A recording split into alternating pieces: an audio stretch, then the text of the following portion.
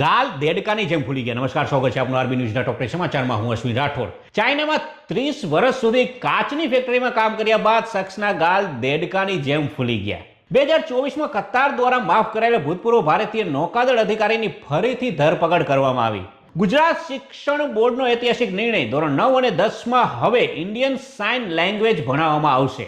નિફ્ટીએ તોડ્યો 26,200નો support. Sensex 376 point તૂટ્યો. રોકાણકારોનો 1.35 લાખ કરોડ ડૂબ્યા. બ્રિટને ટીવી અને ઓનલાઈન પ્લેટફોર્મ પર જંક ફૂડની જાહેરાતો પર સંપૂર્ણપણે પ્રતિબંધ મૂક્યો. ભારતમાં ફ્લાઇટમાં પાવર બેંકથી મોબાઈલ ફોન ચાર્જ કરવા પર લાગ્યો સંપૂર્ણ પ્રતિબંધ.